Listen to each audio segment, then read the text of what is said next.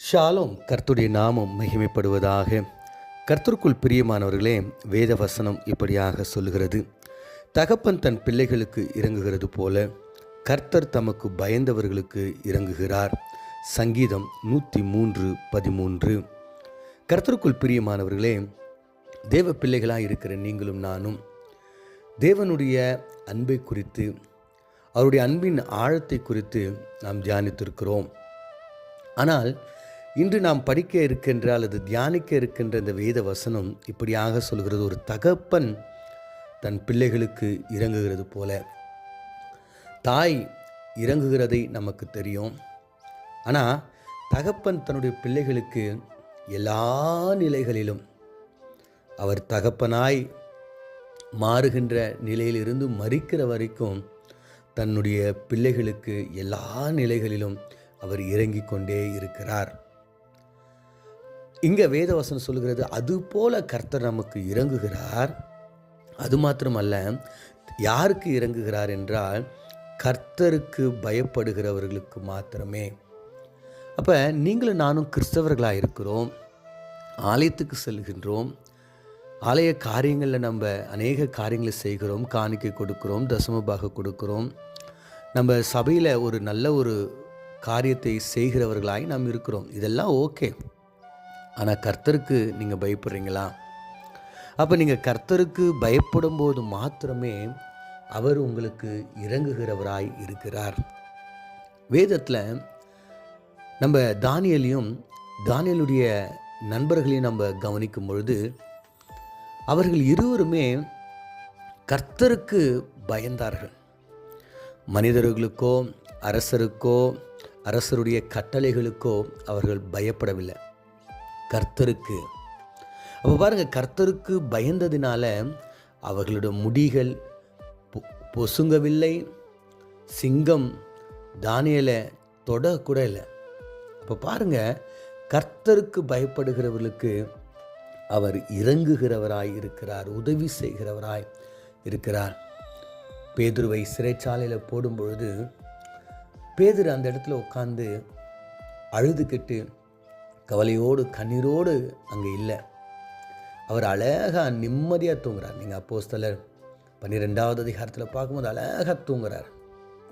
ஆனால் தேவ தூதர்கள் அவரை எழுப்பும் போது தான் தெரியுது அவர் எந்த நித்திரையில் இருக்கிறார். காரணம் என்னன்னா, அவர் கர்த்தருக்கு பயந்ததுனால என் தேவன் எனக்கு இறங்குகிறவராக இருப்பார், எனக்கு உதவி செய்வார் என்ற ஒரு பெரிய அசைக்க முடியாத ஒரு நம்பிக்கை அவருக்கு இருந்தது. பவுலியும் சீலாவையும் அடித்து துன்புறுத்தி சிறைச்சாலையில் வைக்கும் பொழுது பவுலும் சீலாவும் அந்த இடத்துல அழுது கொண்டு, துக்கப்பட்டு கொண்டு, வேதனைப்பட்டு கொண்டு, கலங்கி கொண்டு இல்லை, மாறாக ஆண்டவரை துதிக்கிறார்கள். ஏன்னா அவங்களுக்கு தெரியும், நாங்கள் கர்த்தருக்கு பயப்படுறோம், கர்த்தருக்கு பயப்படுகிற தன்னுடைய பிள்ளைகளுக்கு கர்த்தர் எப்படியாவது இறங்குவார் என்று. ஆம் பிரியமானவர்களே, நீங்களும் நானும் இந்த உலகத்தை பார்த்து நம்ம பயந்துன்னு இருக்கிறோம், உலக காரியங்களை பார்த்து நம்ம பயந்து கொண்டு இருக்கிறோம். படிக்கிற பசங்களுக்கு படிப்பை குறித்து, வேலை செய்கிறவங்களுக்கு வேலை குறித்து, எதிர்காலத்தை குறித்து, திருமணத்தை குறித்து, பிள்ளைகளை குறித்து, சரீரத்தை குறித்து, கடன்களை குறித்து, என்னென்னமோ ஒவ்வொரு நாளும் நாம் அநேக காரியங்களை குறித்து பயந்து கொண்டிருக்கிறோம். ஆனால் கர்த்தர் அழகாக சொல்கிறாரு, உலகத்துக்கு நீங்கள் பயப்படாதீங்க, உலகத்தில் உள்ளவைகளுக்கு பயப்படாதீங்க, எனக்கு நீங்கள் பயப்படுங்க என்று கர்த்தர் சொல்லுகிறார். அப்போ நீங்களும் நானும் இனிலிருந்து கர்த்தருக்கு பயப்படலாமா? அவருடைய சத்தத்துக்கு நம்ம பயப்படலாமா? அவருடைய சித்தத்துக்கு நம்ம பயப்படலாமா? அவருடைய வேதம் சொல்லுகின்ற காரியங்களுக்கு நம்ம பயப்படலாமா? நல்லா ஜெபிக்கலாம், நல்லா பைபிள் படிக்கலாம், உதவி செய்யலாம், அன்பாக இருக்கலாம், இரக்கமாக இருக்கலாம், தயவாக இருக்கலாம், மன்னிக்கலாம். இதெல்லாம் நீங்கள் செய்யும்பொழுது கர்த்தர் உங்களுக்கு, நீங்கள் எந்த நிலையில் இருந்தாலும் உங்களுக்கு ஒரு தகப்பனை போல அவர் இறங்குகிறவராக இருக்கிறார். பாருங்கள், முடி பொசுங்காதபடிக்கு, சிங்கம் தொடாதபடிக்கு, சிறைச்சாலை அவர்களை எதுவுமே கட்டி போடாதபடிக்கு கர்த்தர் அவர்களை பலப்படுத்தினார். பாருங்கள், தானியேலாக இருக்கட்டும், நண்பராக இருக்கட்டும், பவுலாக இருக்கட்டும், ஷீலாவாக இருக்கட்டும், பேதுருவாக இருக்கட்டும், யாருமே கலங்கி போய் அழுது ஒப்பாரி வச்சுக்கிட்டு யாருமே இல்லை. ஆனால் நீங்களும் நானும் இன்றைக்கி ஏதாவது ஒரு கஷ்டம்னா நம்ம பயந்து அழுது ஒப்பாரி வச்சு கொண்டு இருக்கிறோம். ஏன் தெரியுங்களா? நம்ம கர்த்தருக்கு பயப்படலை. நம்ம கர்த்தருக்கு பயந்து இருந்தோன்னா எதை குறித்தும் கவலைப்பட மாட்டோம். ஏன்னா நம்மளுக்கு அந்த நம்பிக்கை இருக்குது, என் தேவன் எனக்கு சிங்க கபிலையும் எனக்கு உதவி செய்வார், அக்னிலையும் எனக்கு உதவி செய்வார். கண்களை மூடி நாம் ஜெபிப்போம்.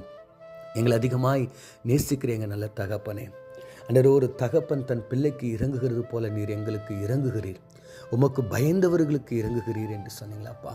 ஆமாம் ஆண்டவரே, நாங்கள் எங்களுடைய வாழ்க்கையில் பிரதானமாய் உமக்கு பயப்பட, உமக்கு மாத்திரமே பயப்படுகிறவர்களாயிருந்து ஆண்டவரே, நாங்கள் உம்முடைய இரக்கத்தையும் உம்முடைய தயவையும் நாங்கள் பெற்றுக்கொள்ள எங்களுக்கு உதவி செய்யும்படியாய் ஆண்டவரே, ஒருவேளை நாங்கள் உலகத்துக்கு பயந்து கொண்டிருந்தோம் என்றால், சூழ்நிலைக்கு பயந்து கொண்டிருந்தோம் என்றால் எங்களை மன்னித்து உமக்கு பயப்பட எங்களுக்கு உதவி செய்யும்படியாய் இயேசுவின் மூலம் ஜெபிக்கிறோம் நல்ல பிதாவே, ஆமென்.